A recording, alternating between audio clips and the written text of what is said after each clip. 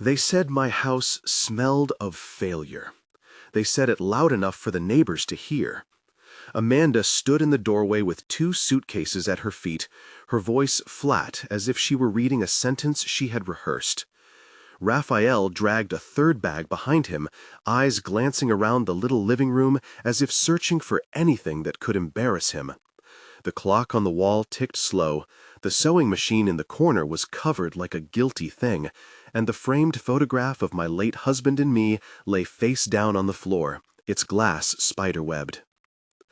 I remember the sound of the drawers slamming, one after the other, like someone shutting the past away. Amanda's hands were impatient as she folded a sweater I had knitted for her when she was 12. "I can't live like this," she said. "It's foul. I'm staying with my mother." She didn't say please. She didn't say sorry. She said foul, the way people say a weather report, detached and final. My name is Marlene. I'm 67, a widow for 15 years, and I have spent most of my life making things with my hands. People here in the neighborhood know me for my sewing. I sewed wedding dresses, curtains, and, for years, the uniforms for the school 2 blocks down. I made dinner for my daughter, mended her dresses, and at night, when the house was quiet and my fingers were raw from the day's work, I ran the old singer until the bobbin went empty. I never imagined those hands would be turned against me. If this story moves you, please subscribe and tell me where you're watching from in the comments. They always say the first moment you forgive is the easiest to remember, and the last is the hardest. I can still make the smell of the kitchen rise in my mind, sugar and cinnamon when I baked Amanda's birthday cake, the acrid tang of bleach when I scrubbed the table, the warm lemon of starch on the Sunday shirts. I remember tucking a ribbon into her hair, how she would slide her small hand into mine, and how proud I felt watching her learn to tie her laces. When her father died, she was 8. The house tightened that year. I sold what I could and worked the rest. There was a time I slept in brief, sharp bursts because the jobs came at all hours. Mending a neighbor's coat after dinner, making a takedown dress at midnight for a bride who lived 3 streets over. I sold my wedding ring to pay for Amanda's school books when the factory where I worked shut its doors for a month. When a new seamstress came to town and offered a slightly higher wage, I kept 2 machines running, hands flying so the bills wouldn't pile up. Later, when college fees came, I sold that ring again in spirit, putting every overtime coin toward tuition. When she got engaged, I wanted only one thing, for her to have a day that felt like a party. I saved for the dress she wanted, and I remember stitching lace into the hem myself because she loved delicate things and I could not afford a seamstress who specialized in weddings. At night, I would sit with the machine and think, this is for her future. All of that, those quiet sacrifices, became invisible, as if stitched into the seams of the house and then taken for granted. I told myself I expected nothing in return, and that was true in the beginning. Love can be like that. Its logic is not transactional. But there is a line between love and contempt, and I couldn't tell at first when that line moved. It started small. Little comments at first. Amanda's laugh when I mispronounced an English word on television. The way Raphael would frown at the cushions I'd picked, because to him they looked old-fashioned. Then the little one-liners. "You always were sentimental," said in a tone that cut at the seams. Dona Conceição, the mother-in-law, had a way of speaking softly that left bruises. She would tilt her head and say something about not fitting with the new family, as if I were an accessory to be replaced. I remember the birthday party. I had spent 2 days preparing, kneading the dough until it resisted my hand, setting out the tablecloth my sisters had given me years ago. I baked the cake with the last of the vanilla I'd saved. The house filled with the whir of the fan and the soft clink of spoons. The neighbors came. Dona Irene and her husband, Vittorio, Mr. Jorge from next door, and my sister Vera had brought a small bouquet of cheap chrysanthemums. Amanda and Raphael arrived late, coiffed and laughing, and the room stilled when they walked in. Someone took a photograph, Amanda standing with the cake, Raphael's arm around her waist. Later, I found the frame that should have held that picture smashed in the yard, the glass shards reflecting late sunlight like tiny knives. I asked, and no one offered an answer. Amanda changed the subject. Raphael tightened his jaw. When they first suggested moving a few of Amanda's baby clothes into my spare room, just until we find our place, I agreed. I told myself it was kindness. But weeks became months. The baby clothes multiplied, the spare room filled with boxes with labels. On holidays, I found myself folding small shirts with names written on them that I had not chosen. The sewing machine, once the pulse of my small empire, grew quiet. Raphael would glance at it as one might glance at a relic in a museum, fond but out of place. "You should rest," he would say, in a tone that meant, "Step aside." The humiliations were like a drip in the ear. One might not notice immediately, but they carved tunnels eventually.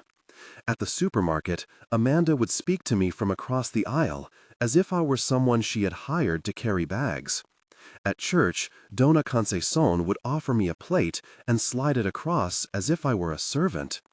The worst came the day they invited a group of their friends over for a dinner they called our first housewarming. I spent the morning ironing napkins until my fingers trembled. I made a stew I thought would catch compliments, a sponge cake for dessert, but the compliments never came. Instead, one of the guests wrinkled her nose and said, "It's sweet, but a little old-fashioned." Laughter followed like claps in a theater. I could live with embarrassment. I cannot live with theft. The first theft was not of objects, but of voice. They began to speak about the house in tones that implied it was not mine to protect. "It's too much for you," Raphael said to Amanda once, as if the house had achieved a personhood I was no longer entitled to. Amanda would look at the cracks on the plaster with a kind of distaste I learned to dread. "We can do better," she said, and the "we" excluded me. I began to pay attention to the small things people leave behind. A napkin tucked under a plate, a receipt in a jacket pocket, a name written on the corner of a grocery list. I kept my eyes open not because I wanted suspicion, but because the house had started to feel like a stage where someone else wrote the script. The night I found the box, it was raining. The gutters moaned like old men, and my hands were damp from rinsing a pan. I'd stored the shoe boxes under my bed, old ones with crisp corners and a scent of former days. I'd been looking for the wedding certificate, something I needed to show the neighbors at the registry for a small issue that had come up at the photograph studio. Instead, my fingers brushed against a different box, one that had belonged to my mother. It was thin, smelling of dust and lemon oil. Inside were papers folded with care, letters from before Amanda was born, a savings booklet nearly empty, and the thing I almost dropped, a thick envelope with my name written in my own handwriting decades ago. The deed. The escritura, one of those legal papers that, until that moment, lived in the abstract. I had never thought to read it in years, but there it was. The house in my name, the ink faded but unmistakable. For a moment, something loosened inside me like a cupboard opening. Relief, proof, a line connecting years of labor to present claim. It felt like a shield, thin but precious. I held the paper close and felt the cold of the ink through the thin paper. I ran my fingers along the stamped edges. My breath came in short waves. "This is mine," I told the empty room, not because I needed to convince anyone, but because words can sometimes hold a place in the body, a claim that becomes true when spoken. And then, under that envelope, another paper, folded hastily, edges not aligned, a form. At first I thought it was some bureaucratic notice, but those boxes and check marks were different. It was an interdiction form, a document used to request that a court declare someone legally incapacitated, to appoint a guardian. I know the name now. At the time, I only felt the word as a knife. To be declared incapable is to have someone take your life's decisions away, as if you had nothing left to say. The handwriting on the form was familiar.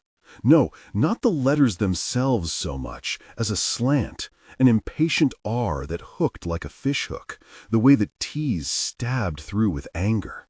Raphael's handwriting. I had seen it on grocery lists, on his notes passed across the table, on the delivery receipts of the sofa they had bought and said they would share with me. There were annotations in the margins, short phrases, names, a date half-sketched, things that suggested someone had begun to draft a case. The form was not complete, but it was enough. It showed intent. I sat back on the floor and let the rain speak for a moment. I thought of the nights I'd sewn until the moon went down, the wedding dress stitched with trembling fingers because my eyes stung with both thread and tears, the little hands that had held mine so many times, asking me now to surrender. I held the two papers, the deed and the form, one proving ownership, the other trying to strip me of agency.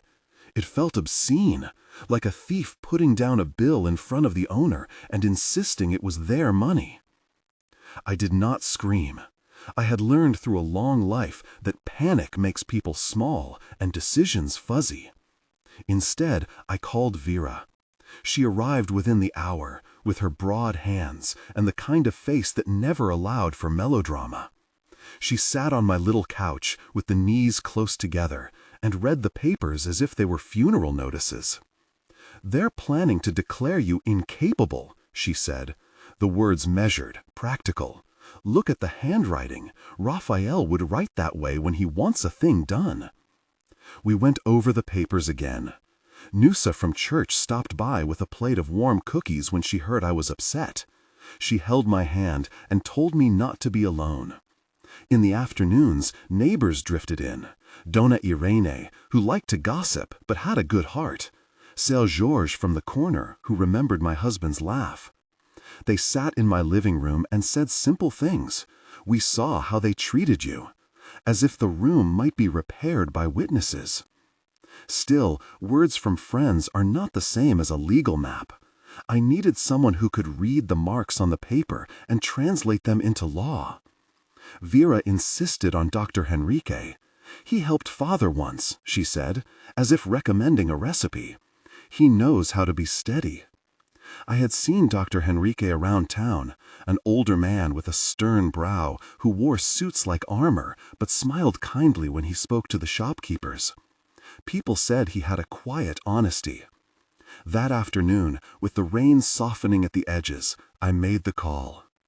His office smelled of old books and lemon oil, like my grandmother's home. There were cases stacked in leather, certificates on the wall, and an old wooden desk that groaned if you leaned your elbows on it.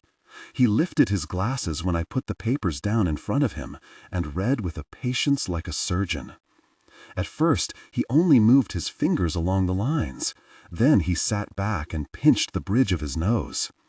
"This is an interdição form," he said finally, using the word in Portuguese and then in English, so I would understand, explaining that it's a legal process sometimes used to protect people who cannot manage their own affairs. He spoke without pyrotechnics, his voice even.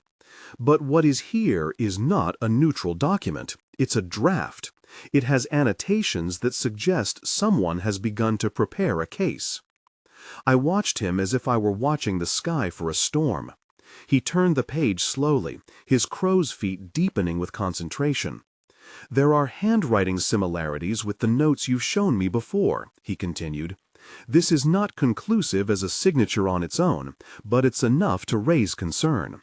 The aim of such a document would be to remove your legal autonomy, to allow someone else to make decisions for you." He paused, then leaned forward, the kind of lean that made me straighten up, wait for the other shoe to drop. "There are two issues here," he said. "One is the intention, which we can see nascent on this paper. The other is the vulnerability that allowed the plan to begin. That's where family pressure, influence, what we call undue influence, comes into play. I have seen this pattern before. People close to the elder gradually move decisions away from them. Sometimes the elder does not even see the shift until it's almost complete. He did not accuse a name. He did not point his finger at Dona Conceição in my hearing.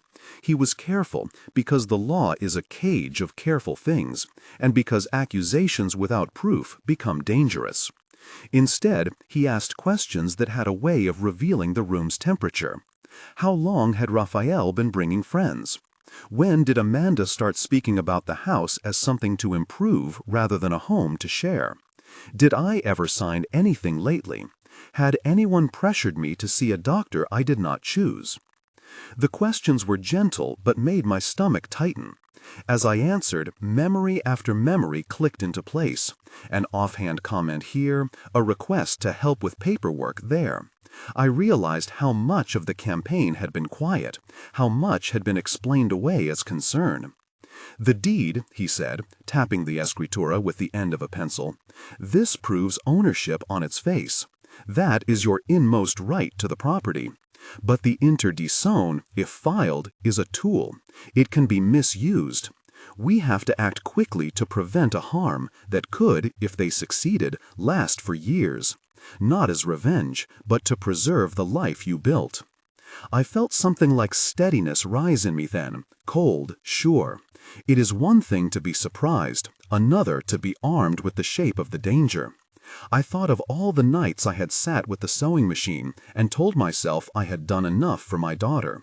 I had thought that would be enough to keep her close. Instead, I found papers that suggested a plot to cut me out of my own house. He asked for copies and for me to note every small detail I could remember. Phone calls, unusual lunches, guests who came with lists. The lawyer moved with the speed of someone who knew which threads to pull first. "We will write an extrajudicial notice," he said, using the word that sounds more violent than it is, a formal letter that puts one's claim on record before anything goes to court. "We will show that the deed is in your name, and that there are irregularities in the attempts to prepare an interdição. This will not guarantee a result, but it will make it clear that the matter is contested," he added with a kindly firmness, "and we will look for more evidence. Witnesses, receipts, anything that shows you have managed your affairs." I left his office with copies of the papers wrapped in a worn envelope and a list of small things to do. The air outside was colder than when I had gone in. The street smelled of wet pavement and frying oil from the little corner cafe. I held the envelope tight against my chest and thought of the deed, the black letters italic on white that said, "This house belongs to Marlene." For the first time in months, I did not feel small. Night came again sooner than I expected. The house that had felt like a stage now felt like a fortress with a small crack. I slept with the bedroom light on and the key under the mattress, as I had done when Amanda was small and nightmares were easy to soothe with a glass of water and a whisper. Vera came by in the morning and we went through drawers together, looking for anything that might explain why someone would want to declare me incapable. We found bills I had paid, receipts for the last sewing machine repairs, a stack of photographs showing Amanda in dresses I had sewn. We found letters where I had co-signed for small loans years before. Each paper was a stitch in the quilt of my life. People in the neighborhood began to turn their faces toward our house with a different look. Some were sympathetic, some simply curious. Word moves through a street like wind through laundry.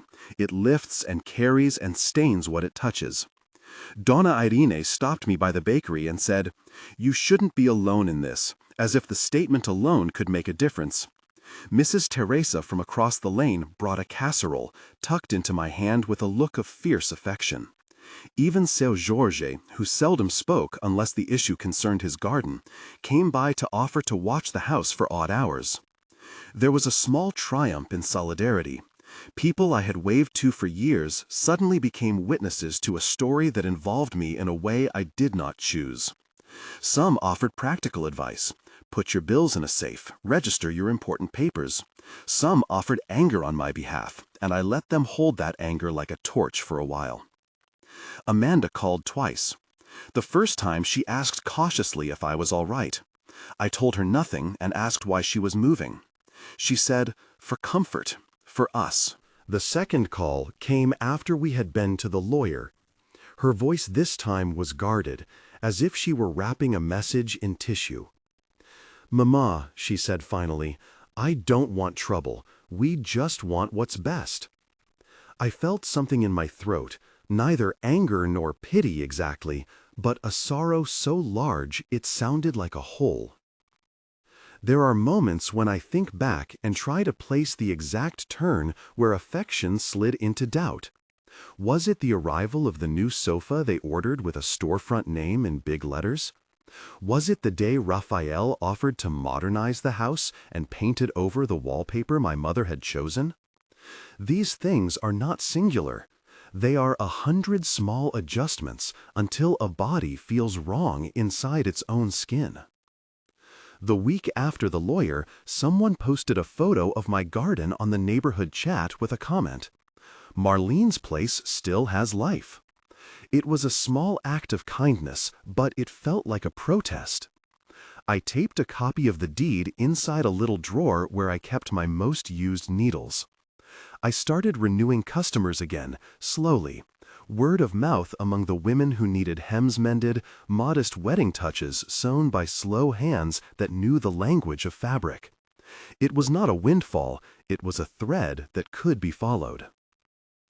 And yet, the form, folded and patient in my drawer, haunted me like an uninvited guest. I could not unknow the slanted R. I could not stop seeing the notes that suggested a plan. That night, I took the papers to bed like talismans and turned them over one more time before sleep, trying to imagine how far someone might go. When I first went to the bedroom to lay the documents on the nightstand, I found a torn photograph tucked under the lampshade. It was the one they'd broken at the party. The edges were raw, the image of Amanda laughing with my husband blurred where a finger had smudged the print. I remember thinking then that sometimes people use the small tools of life, jokes, broken frames, averted eyes, to measure how far they can push someone. On a wet Thursday morning, as I was sweeping the porch, Vera came running up the steps, breathless in that way she always gets when anger warms her. "They're leaving tonight," she said. "They packed up some boxes. Raphael has a truck." I felt the floor tilt. I listened for orders of what to do, calls to make, warnings to shout. Instead, I found a quiet thought settling like a clear bell. I had papers now. I had witnesses. I had a lawyer who agreed the form was suspicious. I had a neighborhood that would remember. That evening, they started moving things out. The men, friends, I suppose, carried boxes down the stairs. Amanda's voice was a kind of practical music as she sorted items, asking which frames to take. Raphael paused by the sewing machine and ran a hand along its covered top as if weighing it. He looked at me with a sort of pity that I had once mistaken for compassion, and I realized how steady his pity had become. I went to the bedside, opened the drawer where I had hidden the documents wrapped in tissue, and placed them where I could reach. When Raphael and Amanda came to the doorway to say goodbye, I did not cry. I had bottled practice for years. Instead, I reached for the deed and the interdiction form and took them with me to the living room. They drew back as if I had picked up something dangerous. "No," I said. My voice was not loud, but it was clear. "You will not take this house. You will not take my right to be myself." Raphael's face moved through a dozen colors. Surprise, irritation, then a bland attempt at reason. "Mama, this is just a phase. We're not taking anything." He gestured vaguely at the boxes. "We're just moving some things."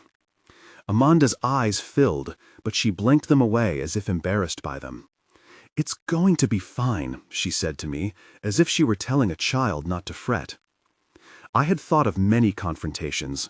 None of them had seemed as small as standing in the doorway with papers in my hands and a living room that smelled of lemon oil. I said again, with the attention my years have taught me to put into language, "There is a paper here. There is an intention. I will not be surprised into surrender." Raphael laughed once, a short sound. "You think because you have a piece of paper?" He stopped when he noticed I had already called Dr. Henrique and that Vera had taken photographs with her phone. People in the background looked on. Dona Conceição stood on the sidewalk watching with a face like a judgment. The truck backed up with a low rumble. The moment felt like the end of a play, the lights dimming. I gave them 5 minutes, and I meant it. They left with boxes, but not with the paper. For a small, raw hour after they were gone, the house felt like it had been emptied of something heavy. It felt lighter and yet raw, as if someone had plucked a string and the sound refused to stop.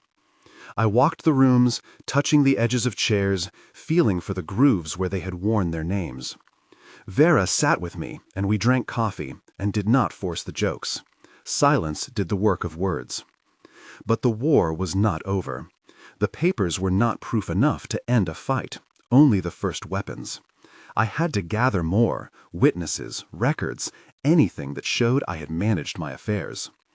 The idea of people plotting to declare me incapable seemed monstrous, a modern kind of theft that required no lock, only a signature. I thought of the interdicção form again, and the way a human could be measured and boxed by others. That night, I placed the deed back into the envelope and walked down to the porch.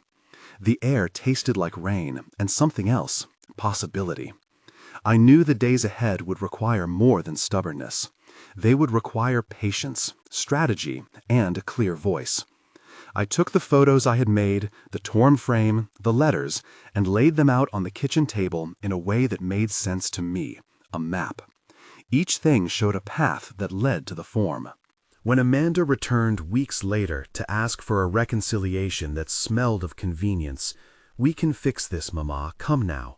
I would be two people at once, the woman who loved her daughter and the woman who had learned, from years of stitches, how to hold the edge of a tear until it could be nobly mended. But that was in the future, a place with its own weather. That night, as I sat with the papers wrapped in the envelope beside my pillow, I felt a new quiet. Not a surrender, not a victory, but the preparation for a fight I would fight with the law at my side. The next morning I went back to Dr. Henrique's office, the envelope heavier in my hands. He greeted me without surprise, as if he had been waiting. I set the documents down again and watched him remove his glasses. He studied the interdicção form with a patience that made the room feel like a chapel of small truths. "This," he said slowly, "is an attempted strategy.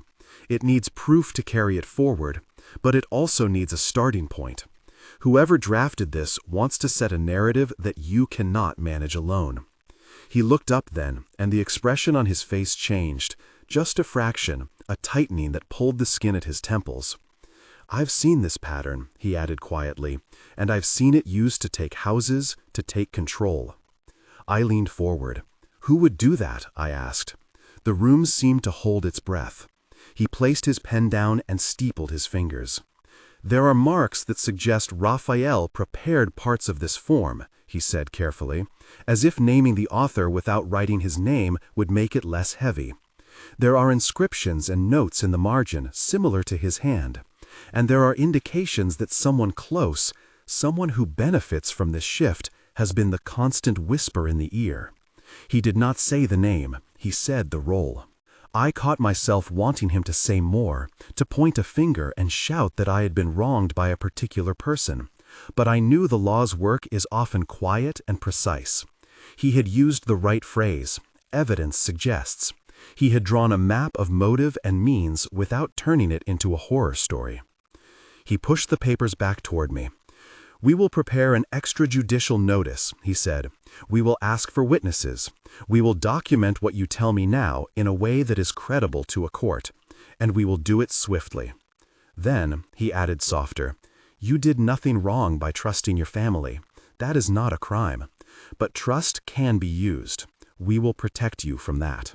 There it was, the kernel of confession that would one day be called the lawyer's confession. At that moment, it was simply a man's careful reading of ink and motive, a steady hand on the wheel as the car headed into a storm. I left his office with a list of names to call, the weight of the envelope in my hands, and a resolve that felt like a seam, stitched tight, designed to hold. I had not yet seen the full evidence, nor heard the declaration that would name who had truly turned my daughter against me. But the scent of discovery was in the air, sharp and terrifying and oddly clean. I imagined the moment I would stand in front of them with the papers spread on the table and say, "Here is the work you tried to erase." That thought steadied me like a quiet prayer. For now, there were steps. For now, there were neighbors to speak to, friends to call, receipts to find, dates to pin down. For now, there was a lawyer who had already read the hand that wrote the first draft of a plan to claim my mind. The road ahead was not simple. It would require courage and the patient accumulation of proof. But the house was mine, and papers cannot always bend the truth without someone brave enough to hold them up. The road ahead was not simple. It would require patience, witnesses, dates, small paper trails that together could show a pattern. It would require me to speak my life into being the way I had once stitched a hem until it held. I began by writing everything down. Every phrase that had felt like a push, every visit or gift that had seemed like a token and turned into a leash. Vera typed the list into her phone while I dictated, and Noza sat beside me with a pen, as if ink could act like armor. Dr. Enrique moved as promised. He wrote the extrajudicial notice and told me, in that even tone that made fear feel practical, that serving such a notice would put the other side on record. Someone had been warned that I contested what they were doing. It was less of a sword than a light switched on in a room where people had been moving in the dark. He also asked the neighbors to write short statements, what they had seen, when Amanda had started packing boxes, the times they'd overheard Dona Conceição mock the house.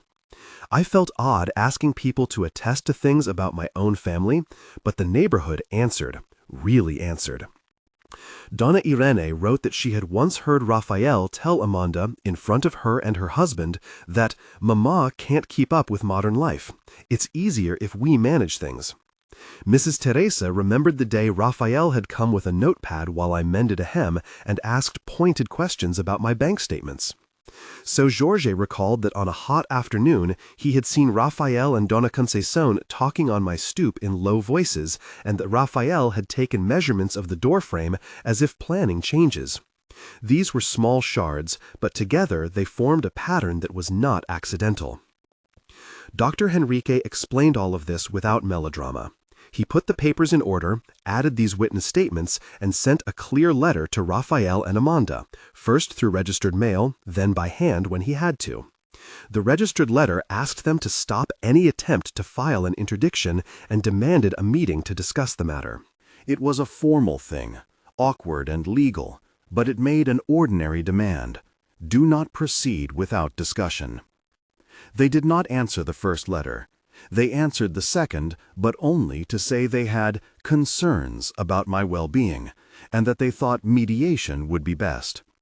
Their lawyer's name was not given. They spoke as if the betterment of the family required the removal of me from decision-making.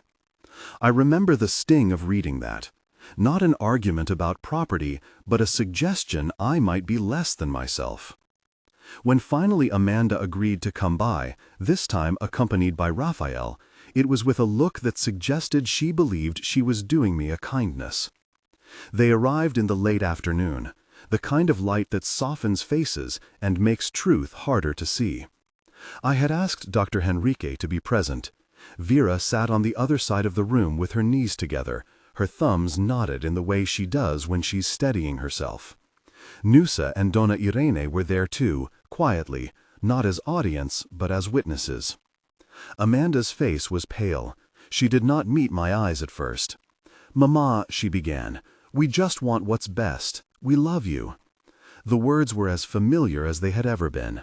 My heart wanted to melt, but the papers in my purse felt heavy and honest. Dr. Henrique introduced himself with the same calm that made me trust him from the beginning, a man who had heard many stories and kept his face open. Then he did something I had not expected. He set the interdescent form on the table between us and laid the deed beside it. He had copies for each person, and when Raphael snatched at the paper with a small, quick motion, I realized how long he had been waiting for just that chance. "I will speak plainly," Dr. Henrique said. "I have examined these documents. The deed clearly indicates ownership. The interdescent form is incomplete, but it bears annotations and marginal notes that show someone began preparing an application. Handwriting analysis in full would require a specialist, but I have seen enough in my years to say this: the annotations are consistent with Raphael's hand. More importantly, there is a pattern of influence here, repeated suggestions, promises, and steps that would place decisions in others' hands." He tapped the interdescent form gently, as if the paper might explain itself if given time. "This is not merely a family disagreement.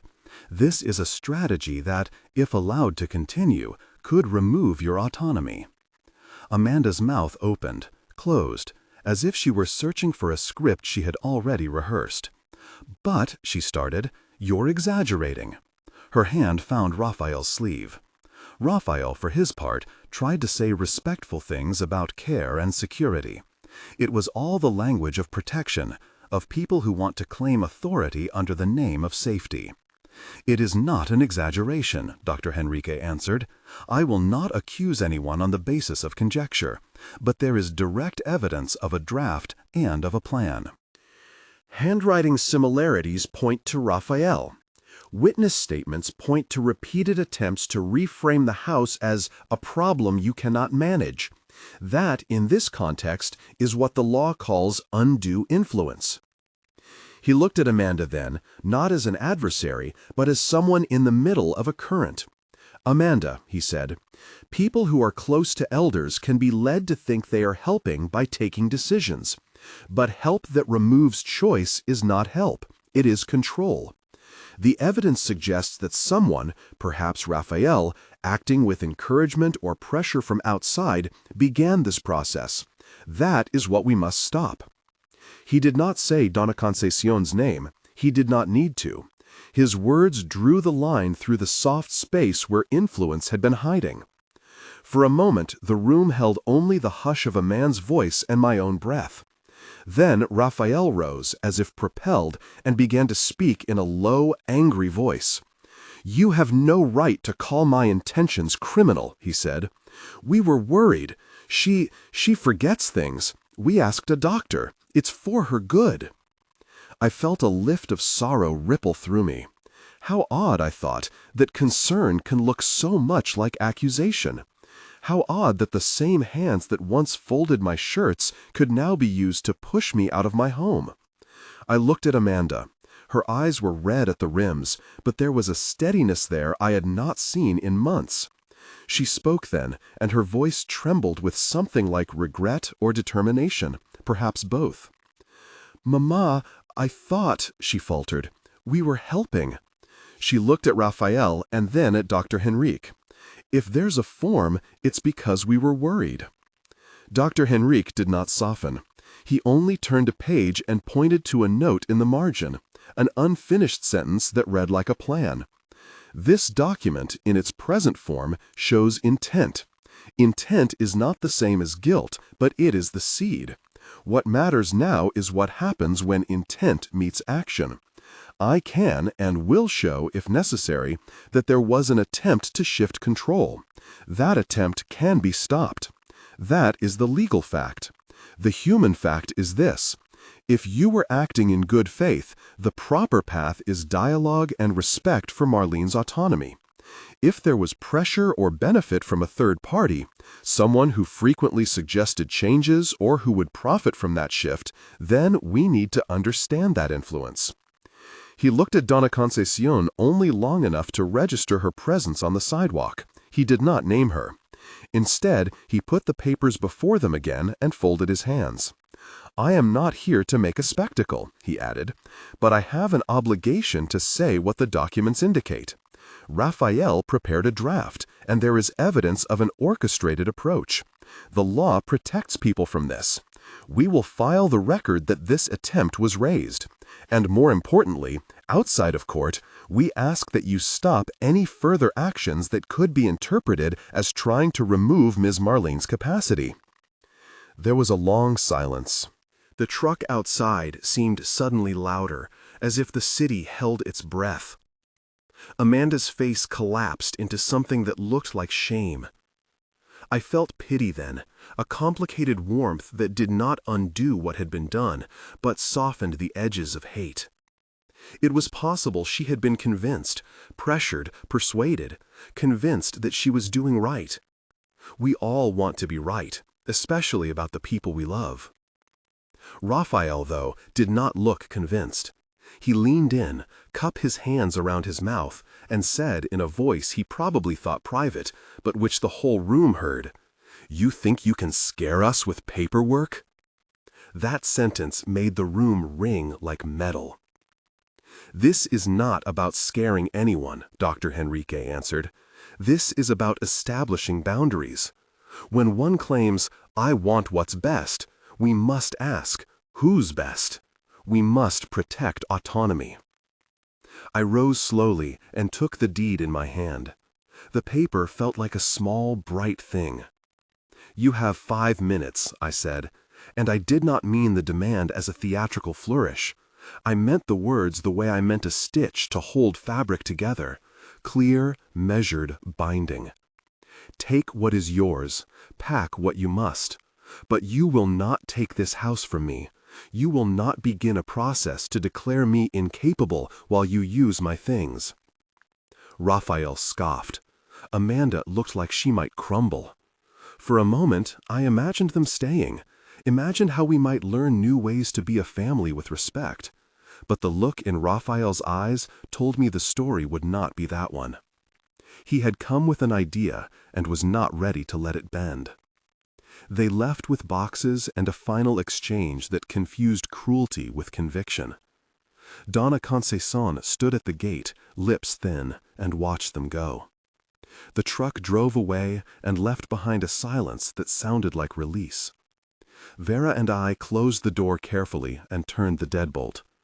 In the extra quiet that followed, I let out a breath I had been holding. For the first time in months, I felt the house settle back into itself. The days afterward were an odd mix of small relief and the slow work of repair. Word spread not as a rumor but as testimony. Neighbors had seen what had happened, and they did not shy away from saying so. There were voices in my favor, not because I had campaigned for them, but because I had been known to them, because I had mended their garments, baked for their birthdays, and kept the curtains from the church in good repair. Their statements, handwritten and sincere, became part of what Dr. Henrique would present if he had to. There were also the quieter recoveries. People brought me a used couch from someone who was moving, a couch that was softer than the chairs I had sat in for years. Mrs. Teresa brought a blanket her daughter no longer wanted. Nusa organized a small bazaar at church where I could sell simple crafts. And in 2 weeks, customers who had not been by in years found me one after another, asking me to mend dresses and hem skirts. It was not riches, but it was work that mattered. And the money mattered because it kept me owning the small independence I had fought to preserve. In the neighborhood chat, some people wrote supportive messages. Others, more hesitant, wondered aloud at the family tensions. The house felt held in a way I had not known possible. People called to check that I locked the doors at night.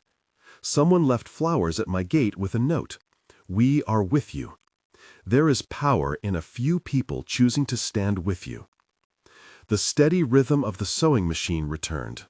I mended and sewed, and, in the motion of needle and thread, felt a kind of prayer answered.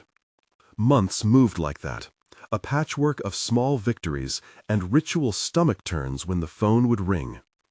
Amanda called 3 times in the span of 2 months. The first call was short and guarded. The second came after a neighborhood meeting where someone, Mrs. Irene, had stood up to describe how Raphael had spoken of removing obstacles in private. After that meeting, Raphael and Dona Conceição had moved to a quieter street.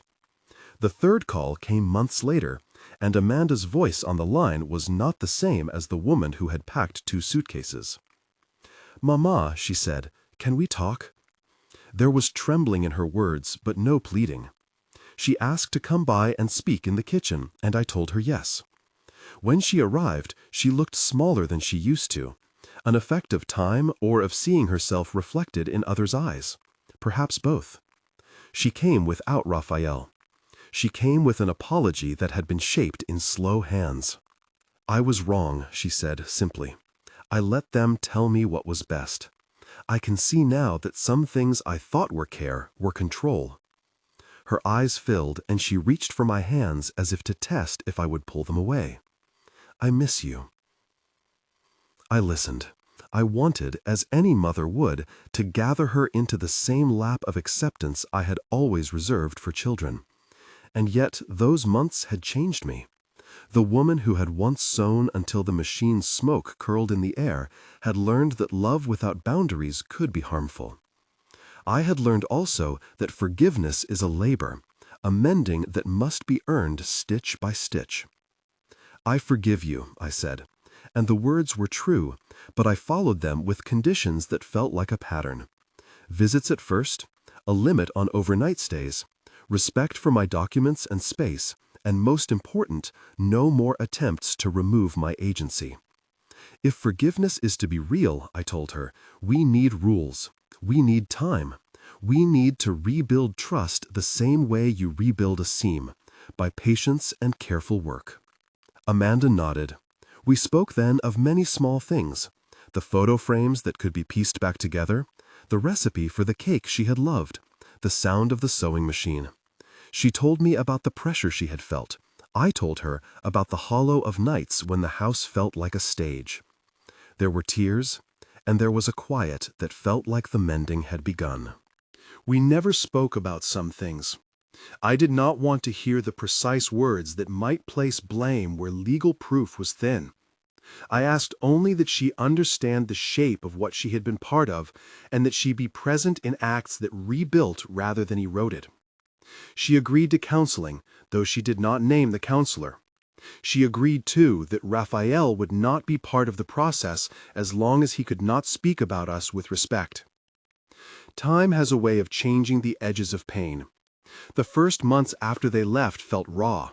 The months that followed were steadier. I started to take on slightly larger orders, simple wedding men's, a few baptism dresses. People who had heard my story wanted my hands. There was a certain tender pride in that. I bought a small new radio for my kitchen with the money I earned, and when it played old songs, the house felt older and therefore truer. There were small public reckonings as well. Some people, when they passed me by, would tilt their heads and offer a word. You stood up. It felt odd to be praised for self-preservation, but it was the town's way of acknowledging that something had been unjust. Mrs. Teresa told me once in the market that she had never liked the way Dona Conceição looked at me. The confession was small and yet affected me like a beam of light. Knowing that other people had seen what I had gone through made my story less lonely. There were moments when I found the interdisant form again in my mind like a persistent dream. The slant of questions, the idea that someone could suggest I was less than I was. I would place my hand on the deed tucked in the drawer and feel the texture of the paper as if touching an old friend. It was proof, not for spectacle, but for safety. A map that said, this land, these rooms, came from sweat and care. It was one way to speak to the world, I belong here. Months turned into a calendar of small rituals. Amanda began to come more often, at first for a cup of coffee, then for lunches that were, at times, awkward, then, slowly, warm. She brought me a small plant once and apologized again for the photo they had broken. We did not speak of the mother-in-law unless I brought it up, and when I did, I used the phrase influence rather than accusation. That was honest enough. For me, naming her hurt would not change the past. Teaching Amanda to choose differently might change her future. Once, on a Sunday after Mass, Donna Irene approached me with a small packet. "From the neighborhood," she said, modest and proud. Inside were words, handwritten notes of support, and an envelope with a modest sum collected for the repair of the photo frame I had not been able to fix.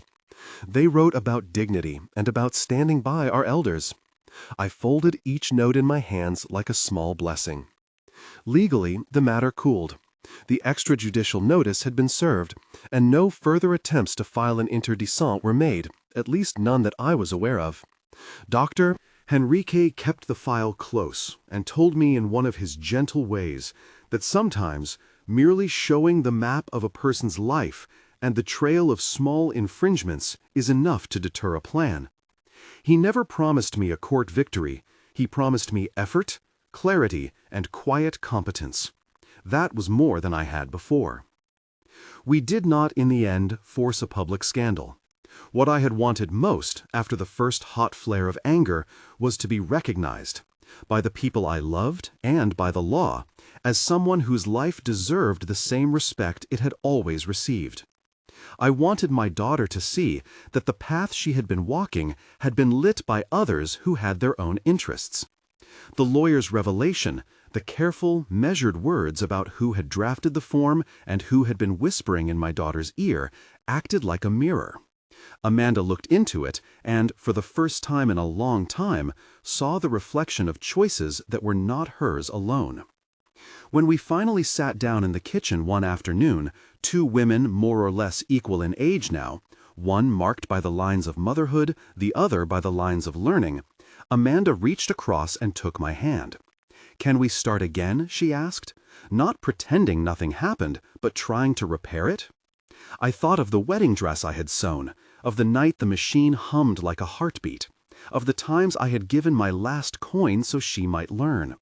I thought, too, of the nights I had felt invisible. "We can start again," I answered, "but we will do it slowly. You will come and help me in the shop. We will set boundaries. You will not bring others into decisions about my life. We will keep the house as a place of respect. If you cannot do that, then we will wait longer." I put the conditions plainly, because love without guardrails can be a form of danger. She hugged me then, and it felt like a seam coming together. Imperfect stitches, sure, but trying. The forgiveness I offered was not an erasure of the past. It was a vow to restore trust by action, not words. That is what I mean when I say I hold to boundaries. Love must be protected, or it becomes something else. I see now that the lawyer's confession was not a thunderbolt that struck the guilty and made everything right overnight. His confession, his naming of the pattern, of the draft, of Raphael's handwriting, and of the external pressure, was a turning point because it translated into language what I had known in my bones. It gave me a posture in the world. It told me I was not delusional. It gave the neighbors words to shape their memories. That alone shifted the tide. If there is any lesson in all this, it is that dignity is not only a feeling but an action. It is the act of keeping your papers in order, yes, but also the act of stacking witnesses like a small wall around your life. People who can say, "I saw, I remember." It is making your voice steady enough to be heard when someone tries to define you by their convenience. It is also, strangely, the act of forgiving but not forgetting, of letting love be tested and then rebuilt with rules. Today, my sewing machine hums in its corner. I have new customers, and I have kept the deed in its safe place. I still see Amanda in the doorway sometimes, and she still brings the little plant she tends to with pride. We are careful. Conversations begin with the respect that was once missing. Raphael's name is a quiet wound that we rarely touch, and I do not wish to keep a ledger of hate. The law did its part, by making clear what had been attempted. The community did its part by remembering. The family did its part by deciding, slowly, to become clearer in its love. If you find yourself listening to this because something in your life feels like the slow encroachment of someone else's idea of what's best, know that there are ways to gather evidence, to ask for witnesses, and to speak with people who will translate the marks on paper into protection. I will not pretend that it is simple or that the law is a friend that always answers. But standing up is not the same as starting a fight. It is standing in place and saying, "This is my life." Before I finish, a small ask. If this story has touched you, please share it with someone who might need to hear it, and leave your own experience below. Your words matter. They can be a witness for another who needs steady hands. I have lived long enough to know that houses are more than rooms. They hold the small labor of a life, the hum of a sewing machine, the smell of cake on a birthday morning. They hold the memory of who made them. I kept mine not just with paper, but with people who remembered. And in that remembering, our small victory, legal and humane, was found. Thank you for listening. If you want to hear more stories like this, subscribe and share. Your voice can make a neighbor brave enough to keep their own door locked now and open to healing later.